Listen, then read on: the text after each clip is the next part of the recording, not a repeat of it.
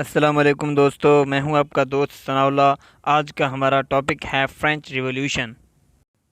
ہمارے نوجوان اکثر یورپ جانے کے خواب دیکھتے ہیں۔ کبھی یہ سوچا ہے کہ کس لیے وہاں کے تعلیمی اداروں میں تعلیم حاصل کرنا چاہتے ہیں؟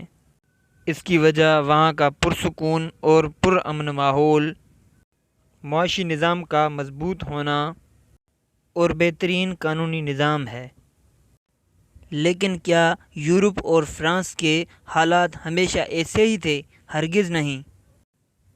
اس ترقی کے لیے فرانسیسیوں نے بڑی قیمت چکائی اور بڑی جدوجہد کی، جسے فرینچ ریولوشن کہا جاتا ہے۔ دوستو، انقلاب فرانس کوئی معمولی واقعہ نہیں، یہ کئی سالوں کی ان کی جدوجہد تھی۔ اس انقلاب کے کئی ریزن ہیں۔ ان دنوں فرانس پہ لوئس کی حکومت تھی۔ یہ باربن خاندان کا بادشاہ تھا۔ اس خاندان کی صدیوں سے فرانس پر حکومت تھی۔ غریب عوام اور ان کے حقوق کا اس کے پاس کوئی جواب نہیں تھا۔ فرانس میں پادری بہت آمدنی والا پیشہ تھا۔ ان دنوں میں چرچ یا ہدیے کی درخواست نہیں کی جاتی تھی، بلکہ وہ عوام سے ٹیکس وصول کیا کرتے تھے۔ یہ تمام آمدنی پادریوں کے جیبوں میں جاتی۔ ایک بڑا پادری سالانہ 4 لاکھ لیرہ کما لیا کرتا تھا، جبکہ عام پادری کی کمائی بھی 1 سے 2 لاکھ لیرہ تھی۔ یہ پادری بہت کم تعداد میں تھے، مگر فرانس کی 10% زرخیز زمین ان کے قبضے میں تھی۔ دوسرے تھے وزراء، جاگیردار، جج اور فوجی عہدیدار۔ ان لوگوں کے پاس بڑی جائیداد، دولت کے ڈھیر اور کافی زرخیز زمینات تھی۔ فرانس کی آبادی 2 کروڑ 80 لاکھ کے قریب تھی، جبکہ اپر کلاس کے لوگوں کی تعداد چند ہزار تھی۔ پادری اور امرا دونوں ملا کر فرانس کی آبادی کا 4% بنتے تھے۔ یہ عیاشی کرتے اور ان کی سینکڑوں بیویاں ہوتیں۔ بادشاہ کے مشیر اور فوجیوں کا یہ عالم تھا کہ 10 خون ان کو معاف تھے، یعنی جب ان کی مرضی ہو کسی بھی غریب انسان کا خون کر سکتے تھے۔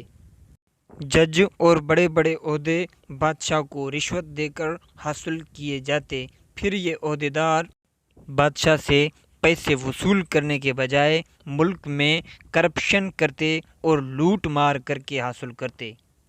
جبکہ دوسری جانب 97% غریب عوام تھی، ان پر بادشاہ اور پادریوں کی جانب سے بہت سارے ٹیکس لیے جاتے۔ ٹیکس نہ دینے کی صورت میں فرانسیسی فوج ان پر تشدد کرتی، یہاں تک کہ جان سے بھی مار دیا جاتا۔ بادشاہ کے کہنے پر 1776 میں 50,000 بھکاری گرفتار کیے گئے، جبکہ اگلے سال بھکاریوں کی تعداد میں اور بھی اضافہ ہوا، لاکھوں تک پہنچ چکے تھے۔ پھر انہیں گرفتار کرنا بھی ناممکن ہو چکا تھا۔ یہاں ہر چیز کی قیمت بڑھ چکی تھی۔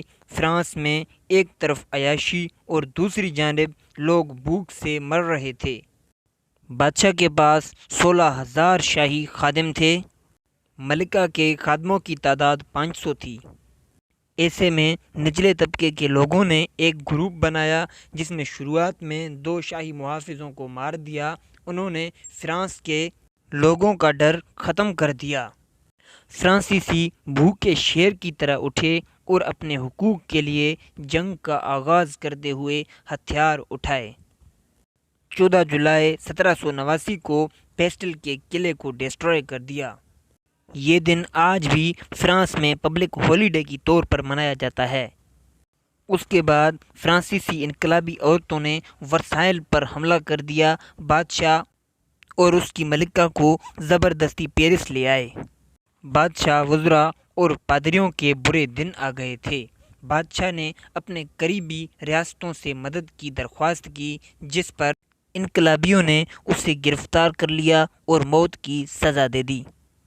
اس کی ملکہ کو قید کر لیا گیا۔ 1.5 ماہ میں اس کے بال سفید ہو گئے تھے۔ بعد میں اس کو بھی قتل کر لیا گیا۔ بادشاہ کے موت کی خبر سے وزراء اور پادری خوف سے دوچار ہو گئے تھے۔ جب انقلابی کامیاب ہونے لگے تو جن لوگوں کو ہاف پینٹ پہنا ہوتا، جن کے پیٹ باہر نکلے ہوتے، جن کی کالر میلی نہ ہوتی، جن کے ہاتھ کام نہ کرنے کی وجہ سے نرم ہوتے، ان سب کو قتل کر لیا گیا۔ 1793 سے 1794 کے درمیان ہزاروں قتل کر لیا گیا۔ اسے رین آف ٹیرر یعنی دہشت کا دور بھی کہا جاتا ہے۔ چرچ پر تالے لگائے گئے اور عیسائیت پر فرانس میں بین لگا دیا گیا۔ اس کے بعد فرانس سلطنت فرانس میں چینج ہو گیا اور فرانس کو وہ کامیابی ملی کہ جس کی وہ صدیوں سے خواب۔ دوستو میرے چینل کو لائک اور سبسکرائب کرنا مت بھولیے گا۔ ملیں گے انشاءاللہ اگلی ویڈیو میں، تب تک کے لیے اللہ حافظ۔